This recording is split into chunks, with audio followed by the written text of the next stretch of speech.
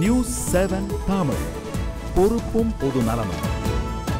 நாட்டிற்காக பல்வேறு துறைகளில் சிறந்த பங்களிப்பை வழங்கியவர்களுக்கு குடியரசுத் தலைவர் பத்ம விருதுகளை வழங்கி கௌரவித்தார். குடியரசுத் தலைவர் மாளிகையில் இன்று நடைபெற்ற நிகழ்ச்சியில் பத்மஸ்ரீ விருது பெற்ற பாடகி சுதா ரகுநாதனுடன் எமது செய்தியாளர் ஸ்டான்லி நடத்திய கலந்துரையாடலை இப்போது பார்க்கலாம்.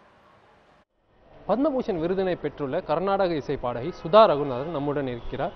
அவரிடம் நியூஸ் 7 தமிழ் சார்பாக சில கேள்விகள் முன்வைக்கலாம். வணக்கம் மேடம். தற்போது முதல் இந்த பத்மபூஷன் விருது பெற்றதுக்கு எங்கள் நியூஸ் 7 தமிழ் சார்பில் எங்களுடைய கங்க்ராச்சுலேஷன்ஸ். ஸோ நாட்டிலே அந்த குடிமக்களுக்கு வழங்கப்படுற மூன்றாவது ஒரு பெரிய விருது பத்மபூஷன். ஸோ அதை பெற்றிருக்கீங்க. ஸோ உங்களுடைய மகிழ்ச்சியை எங்கள் கூட பகிர்ந்துக்கலாமா? மகிழ்ச்சின்றது எல்லையில்லா மகிழ்ச்சி தான்.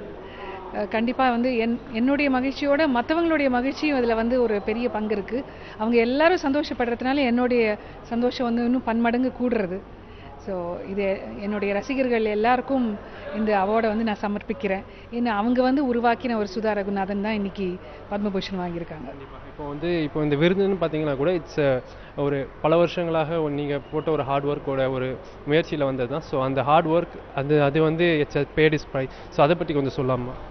ஆமாம், கண்டிப்பாக வந்து உழைப்புன்னு தான் நான் வந்து என்னுடைய கல்லூரி மாணவியாக இருந்ததுலேருந்து இன்னைக்கு வரைக்கும் அந்த உழைப்பை தவிர எனக்கு வேறு எதுவுமே தெரியாது. அந்த உழைப்பு வந்து இருந்ததுன்னா தானே திறமை வந்து கெட்ஸ் மல்டிப்ளைட். ஸோ நான் வந்து வருங்கால கலைஞர்களுக்கு, இளம் கலைஞர்களுக்கு ஏதாவது ஒரு செய்தி சொல்லுங்க அப்படின்னா எப்போதுமே நான் சொல்லுவேன், உழைக்கணும். அந்த உழைப்பு இருந்ததுன்னா தானே வந்து அந்த முன்னேற்றம் வந்து நம்ம பார்த்துட்டே வரலாம். எவ்ரி 5 years நீங்கள் அந்த முன்னேற்றம் வந்து உங்களுக்கு தானாக வந்து அடையும். அது ஸோ இப்போ இவ்வளோ பெரிய ஒரு கௌரவத்தை பெற்று தந்தது கலைத்துறை, இசைத்துறை. ஸோ இந்த துறைக்கு நீங்கள் ஏதாவது திருப்பி கொடுக்க, what would you love to give back?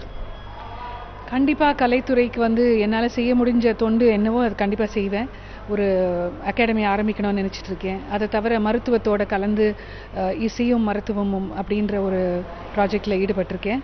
So அது எவ்வளோ தூரம் நம்ம வந்து அதை முன்னே எடுத்து செல்ல முடியுன்றதை பார்க்கணும்.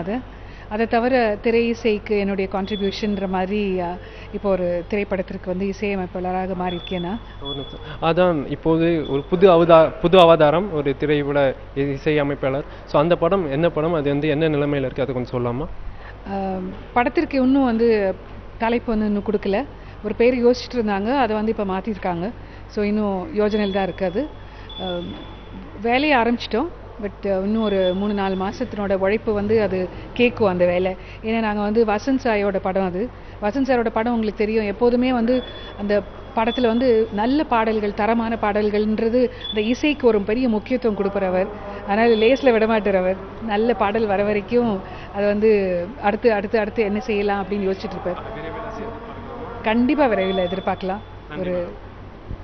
ஸோ விருது பெற்று தன்னோட மிகவும் மகிழ்ச்சியாக இருப்பதாகவும் விரைவில் அவருடைய ஒரு இசையமைப்பாளராக அவருடைய பாடல்களை நாம் கேட்கலாம் என்றும் அவர் கூறியுள்ளார். Stanley John, news 7 Tamil, new Delhi.